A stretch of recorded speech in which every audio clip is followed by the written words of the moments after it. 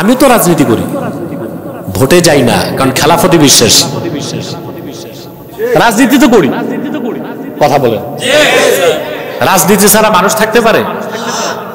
দিনের উপর থেকে রাজনীতি করলে ওটা ভালো কাজ, আর দিন ছেড়ে রাজনীতি তার চেয়ে নিকৃষ্ট কোনো কাজ দুনিয়াতে নাই। একটা নন্দিত রাজনীতি, একটা নিন্দিত রাজনীতি। রাজনীতি, আমি তো রাজনীতি করি, ভোটে যাই না, কারণ খেলাফতি বিশ্বাস। রাজনীতি তো করি, কথা বলেন, রাজনীতি ছাড়া মানুষ থাকতে পারে? দুইটা শ্রেণী রাজনীতি করতে পারে না, ফেরেশতা আর পশু পাখি। আর মানুষ হলে রাজনীতি করতে হবে, মানুষ হলে রাজনীতি করতে, শুধু দুইটা জাতি রাজনীতি করতে পারে না, ফেরেশতা আর পশু পাখি, এগুলো রাজনীতি নাই। তা আমি তো মানুষ, রাজনৈতিক বিশ্বাস আমার আছে, তবে সেটা খেলাফা, আহকামে শারঈয়া, কোরআন সুন্নাহর আইনে দেশ চলবে, এটা আমার স্বপ্ন। এটা নন্দিত রাজনীতি। আর দিন বাদ দিয়া শুধু ভোটের হিসাবে রাজনীতি, ওটা নিন্দিত রাজনীতি। কথা বুঝতেছেন?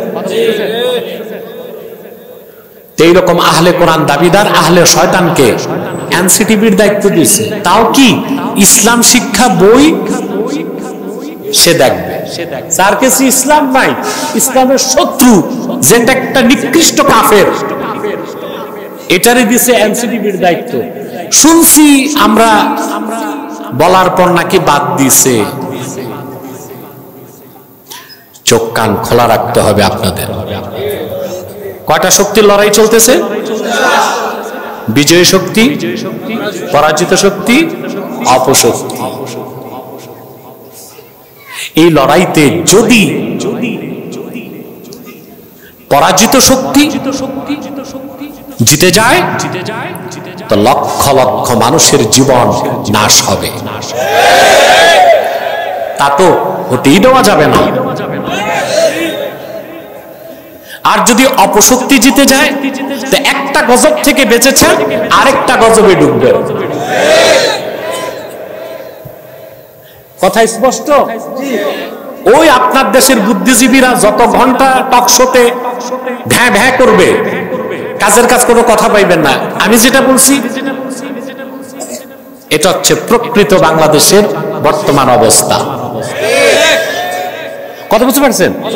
যদি পরাজিত শক্তি যদি কোমর সোজা করে দাঁড়াতে পারে, পদ্মা মেঘনার পানি রক্তে লাল হয়ে যাবে, তা তো হতেই দেওয়া যাবে না। আর যদি অপশক্তি বিজয়ী হয়, তাহলে একটা গজব থেকে মুক্ত হয়েছেন, আরেকটা গজবে ঢুকবেন। তাহলে বিজয়ী শক্তিকেই ইসলামের পথে হাঁটতে হবে, এটাই আমরা চাই। ওই যে আপনাদের দেশে রাজনৈতিক কিছু ভুইফোর আছে, আতেল খুব রাজনীতি বুঝে, দিন শেষে ভোট নাই,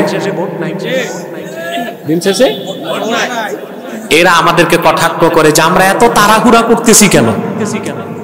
আরে ভাই, আপনি ওই যে শুনছেন না এক মুরব্বীর কথা, বাড়িতে চোর আসবে, তো সে অপেক্ষা আছে চোর আসুক না, তো চোর আসছে, তারপর অপেক্ষা করতেছে চোর ঢুকুক না, ঢুকছে, তারপর অপেক্ষা করতেছে চোর না উঠানে ঢুকছে, ঘরে তো ঢুকে নেই,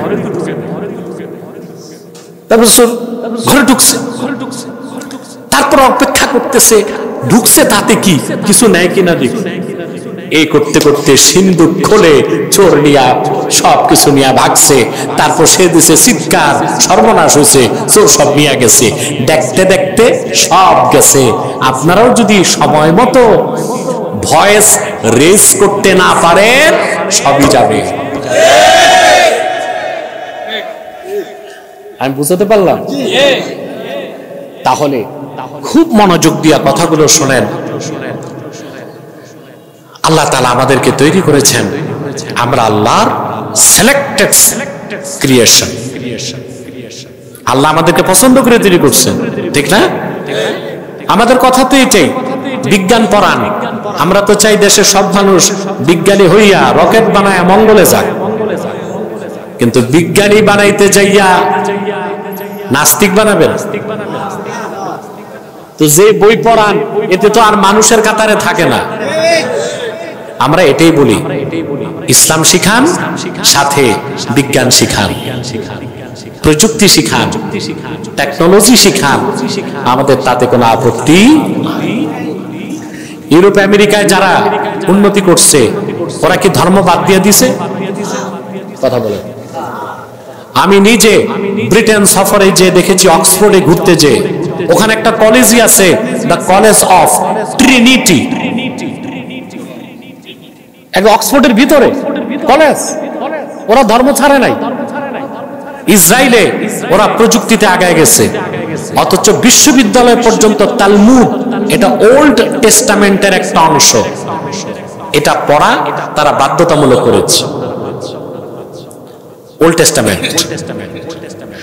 আর আল্লাহর শ্রেষ্ঠ কুদরত মুহাম্মদ সাল্লাল্লাহু আলাইহি ওয়াসাল্লামের সর্বশ্রেষ্ঠ মুজিজা, মহাবিশ্বের সর্বশ্রেষ্ঠ বিষয় আল কোরআন আমার দেশে বিশ্ববিদ্যালয়গুলোতে বাধ্যতামূলক করা হয় না। কোরআন নাই, হাদিস নাই যার অন্তরে, ওই রকম বিজ্ঞানী আমার দেশে প্রয়োজন নাই। ওই রকম হাজার বিজ্ঞানীর চেয়ে একজন খেটে খাওয়া দিন মজুর ইমানদারের মূল্য আমার কাছে বেশি আছে। ইমান অনেক বড় জিনিস। তো বিজ্ঞান শিখাবেন, বাধা নেই। আসল বিজ্ঞান শিখান। বিবর্তনবাদ কি বিজ্ঞান? কথা বলে। এটা কি সায়েন্টিফিক ফ্যাক্ট না হাইপোথিসিস? হাইপোথিসিস, হাইপোথিসিস, এটা বিজ্ঞান না। এখন 22 সালের বই রাখা হবে, 22 সালের বই নবম দশম শ্রেণীতে বিবর্তনবাদ আছে। বই আগে ঠিক করুন, তারপরে এটাকে স্কুলে দেন। কথা বুঝতেছেন? আপনারা বিজ্ঞানী হবে বানাবেন, দার্শনিক বানাবেন, ডাক্তার বানাবেন, সমস্যা নাই। আগে মানুষগুলোকে মানুষ বানান, মানুষগুলোকে মানুষ বানান। আমার ভাইয়েরা, পূর্বের নবীগণ কয়টা বিষয়ে একমত ছিলেন?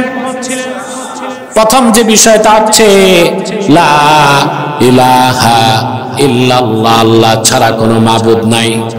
আর আদম থেকে ঈসা পর্যন্ত লাখের উপর নবী রাসূলগণ প্রচার করে গেছেন মুহাম্মদ সাল্লাল্লাহু আলাইহি ওয়াসাল্লাম তিনি নবীগণের নবী এবং তিনি আল্লাহর সর্বশেষ নবী।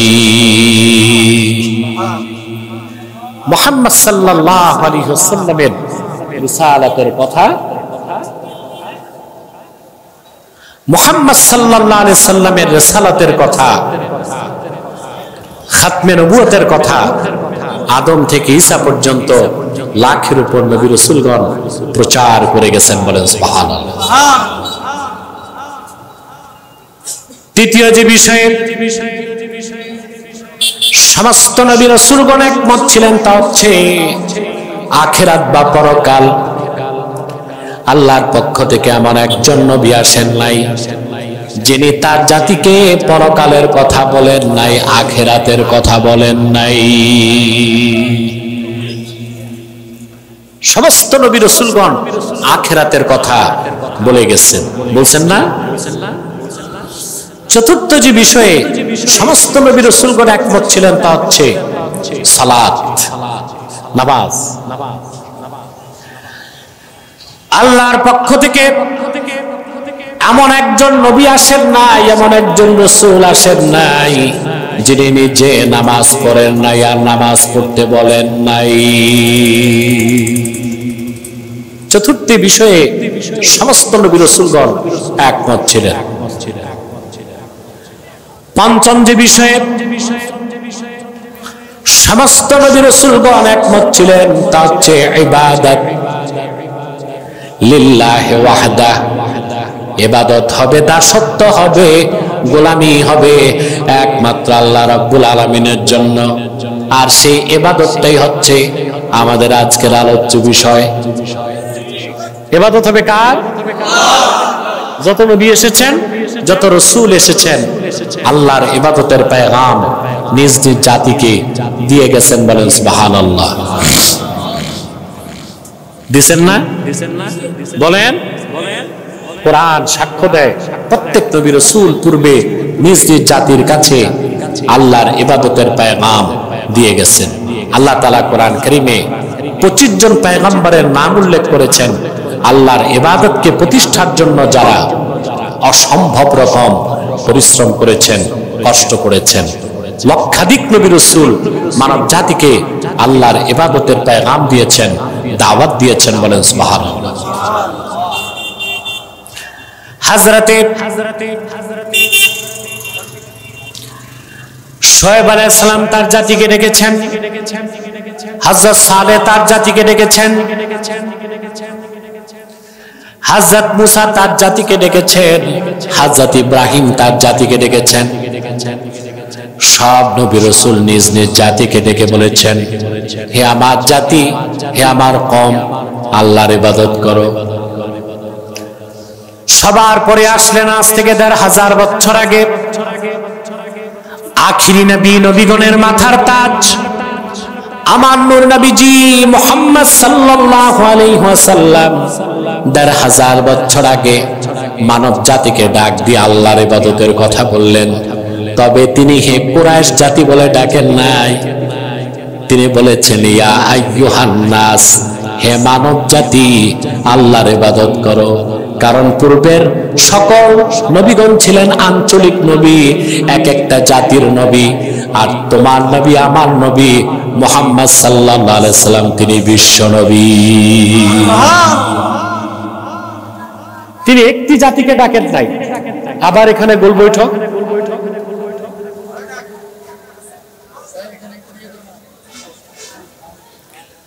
মুনাজাত করে দিই।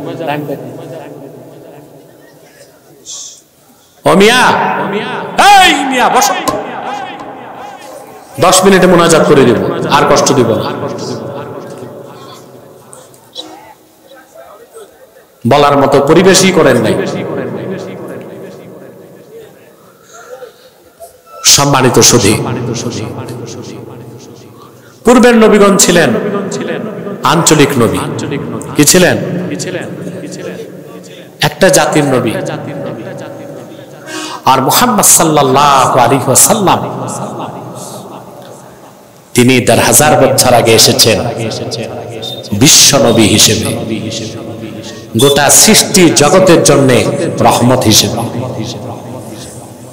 এই জন্য তিনি হে আরব জাতি বলে ডাকেন নাই, তিনি বলেছেন হে মানব জাতি। সুবহানাল্লাহ।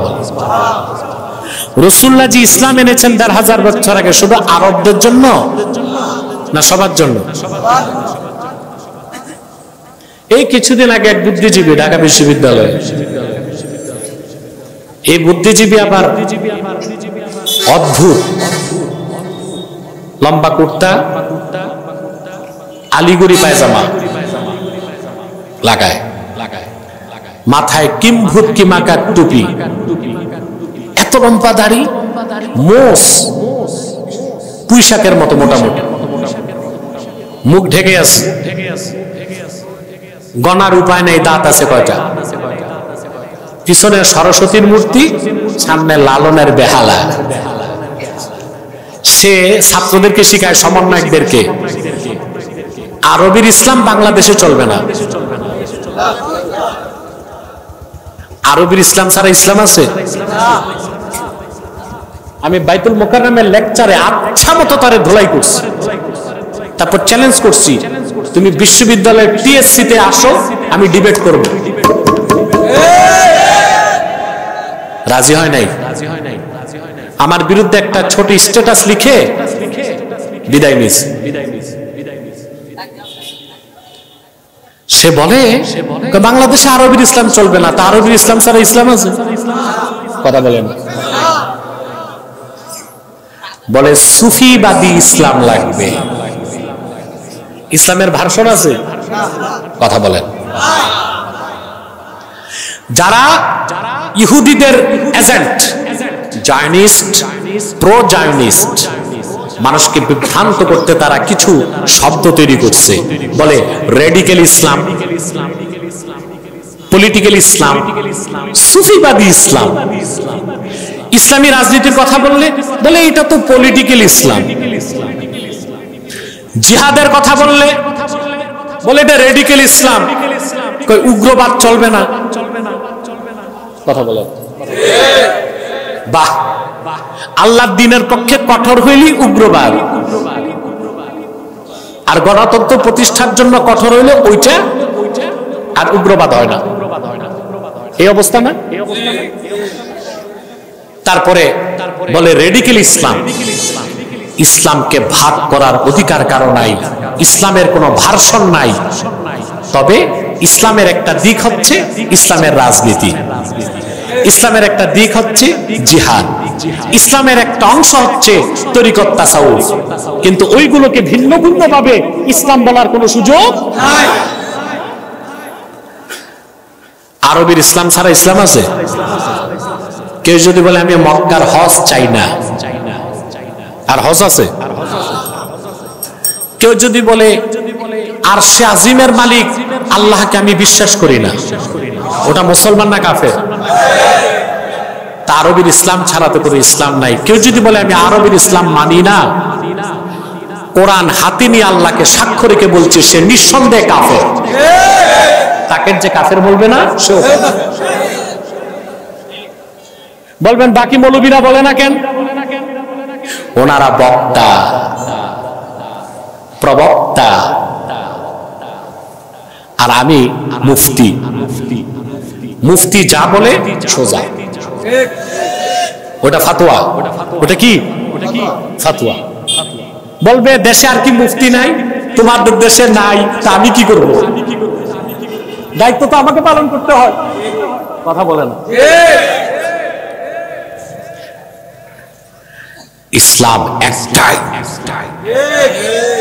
ইসলামের কোন ভার্সন নাই। মুহাম্মদ সাল্লাল্লাহু আলাইহি ওয়াসাল্লাম ১৫০০ বছর আগে যে পরিপূর্ণ দ্বীন ইসলাম দিয়েছেন, তা শুধু মুসলমানের কল্যাণে না, গোটা বিশ্ব মানবতার কল্যাণে। আল্লাহ রাব্বুল আলামিন তার হাবিবকে বলেন, কুল ইয়া আইয়ুহান নাসু ইন্নী রাসূলুল্লাহি ইলাইকুম জামিআ। প্রিয় হাবিব মুহাম্মদ সাল্লাল্লাহু আলাইহি ওয়াসাল্লাম, আপনি বলে দিন, হে মানব জাতি, আমি গোটা মানব জাতির জন্য আল্লাহর পক্ষ থেকে রাসূল হিসেবে এসেছি। রাসূলুল্লাহ যে কোরআন এনেছেন, এটা শুধু মুসলমানদের জন্য না, গোটা মানব জাতির হেদায়েতের জন্য আল্লাহ বলে দিয়েছেন কোরআনে। شهر رمضان الذي أنزل فيه القرآن هدى للناس وبينات من الهدى والفرقان। রমাদান মাস, যে মাসে কোরআন নাজিল হয়েছে, এই কোরআন পৃথিবীর সকল যুগের, দেশের, বর্ণের, বংশের মানুষের জন্য হেদায়েতকারী। ইসলাম শুধু মুসলমানের জন্য না, সবার জন্য। আল্লাহর হাবিব যে ইসলাম এনেছেন ১৫০০ বছর আগে, এই পূর্ণাঙ্গ জীবন বিধান গোটা মানব জাতির জন্য, সেই জন্য তিনি হে আরববাসী বলে ডাক দেন নাই, বলেছেন হে মানব জাতি, তোমাদের রবের ইবাদত করো। সুবহানাল্লাহ। আল্লাহর ইবাদত করেন, কথা বলেন। আরে আমি কি কবরস্থানে না মাহফিলে? ঠিক, আমাকে তো এনভায়রনমেন্ট সাপোর্ট পাচ্ছি না। আমি কবরস্থানে না মাহফিলে? আর 10 মিনিট চার্জ ধরে রাখতে হবে, পারবেন না ইনশাআল্লাহ?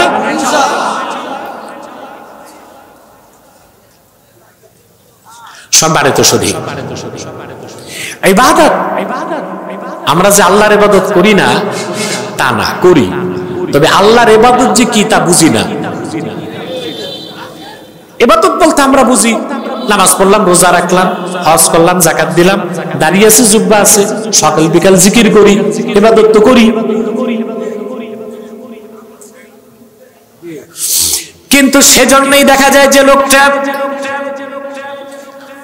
ওযু করে মসজিদে যায় নামাজ পড়ার জন্য, নামাজের পর মসজিদ থেকে বের হয়ে ক্লাবে বসে সেই লোকটা আবার বিচার করতে যে ঘুষ খায়। নামাজ পড়তেছে, ঘুষ খাচ্ছে। তাও কি মসজিদ থেকে বের হয়েছে, ওযু আছে, দোকান বন্ধ করে জামাতে যায়, জামাত শেষে এসে পাল্লায় ওজনে কম দেয়, খাদ্যে ভেজাল মিশায়, সুযোগ পাইলে আরেকজনের খেতে সীমানা ধাক্কা ধাক্কি করে। এগুলো নাই মধুখালীতে, ফরিদপুরে। আর এই যে মাতবররা যে বাইপাস করে, এগুলো নাই, আছে। দেখবেন নামাজও পড়তেছে, রোজাও রাখতেছে, ঈদগাহে আসলে প্রথম জানামাজ তার।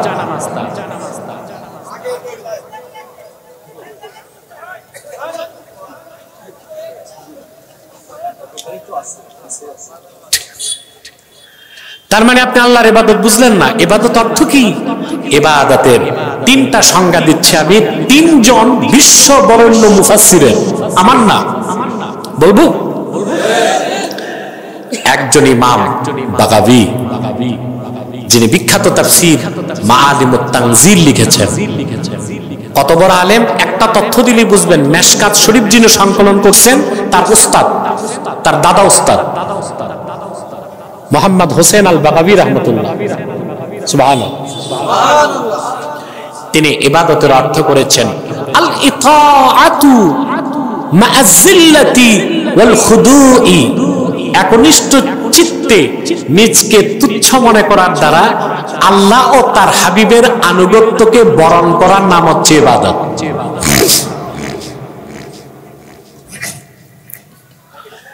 আরেকজন বিখ্যাত মুফাসসির কাজী বাইজাবি, নাম শুনছেন?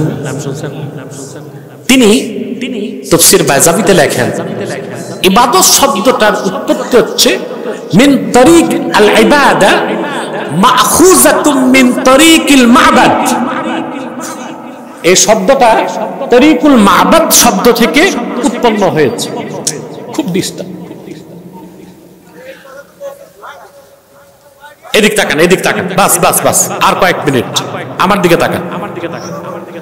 ইবাদত শব্দটা মাখুজাতুম মিন তরিকিল মা'বাদ, তরিকুল মা'বাদ শব্দ থেকে ইবাদত। তরিকুল মা'বাদ কোনটা?